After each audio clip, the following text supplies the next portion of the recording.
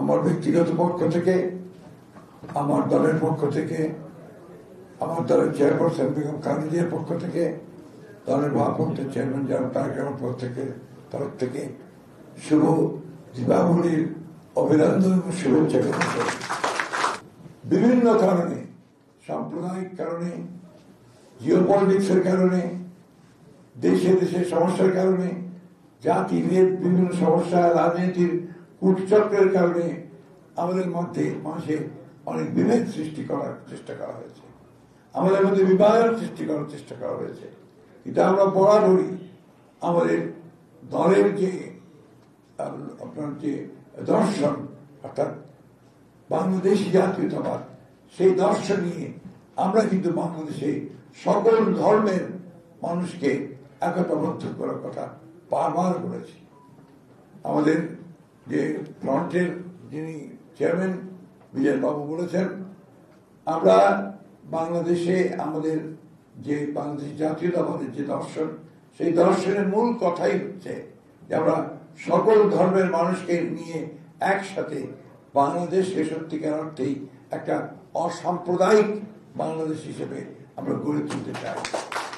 সরকারের উদ্দেশ্যে বলতে চাই, বিশেষ করে আপনার সরকার আইন শৃঙ্খলা রক্ষাকারী বাহিনীকে, যে আমরা দেখতে চাই না যে আপনারা আমাদের এই সংখ্যালঘু সম্প্রদায়ের মানুষদের কোন রকম বিপদের মধ্যে ফেলছেন, কোন রকম তাদের জন্য ঝুঁকি তৈরি করছেন বা কোন রকম সমস্যা তৈরি করছেন। এটা আমি খুব স্পষ্টভাবে আপনাদের উদ্দেশ্যে আজকে বলতে চাই। আমার কাছে অনেক খবর আসে, দয়া করে এই সম্প্রদায়ের মানুষদেরকে কেউই কখনো তারা হয়রানি করবেন না কোনোভাবে। তারা আমাদের সদস্য, আমাদের ভাই, আমরা তাদের পাশে আছি এবং সমস্ত শক্তি নিয়ে থাকবো, এটা আমার পক্ষ থেকে কথা দিচ্ছি। আপনারা নিশ্চিত থাকতে পারেন এখন থেকে আপনারা নির্বান্ধব নন, আপনাদের বন্ধু আমরা, আপনাদের পাশে আমরা আছি।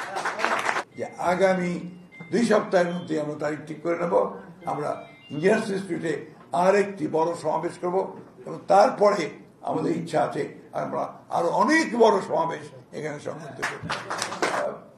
রক্তপাত হয়েছে বাংলাদেশে, অনেক বিভাজন হয়েছে, অনেক ভুল বুঝাবুঝি হয়েছে। আমরা এখন এগুলো থেকে বেরিয়ে আসতে চাই। এই দেশে আর প্রতিশোধ, প্রতিহিংসা চাই না।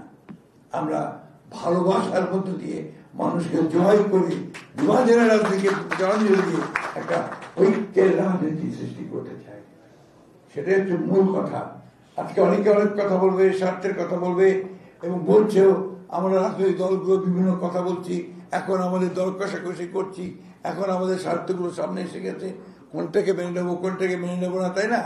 কেউ বলছি যে আপনার আরপি করতে হবে, আরপি না ওটা পিআর করতে হবে, কেউ বলছে না পিআর করা যাবে না।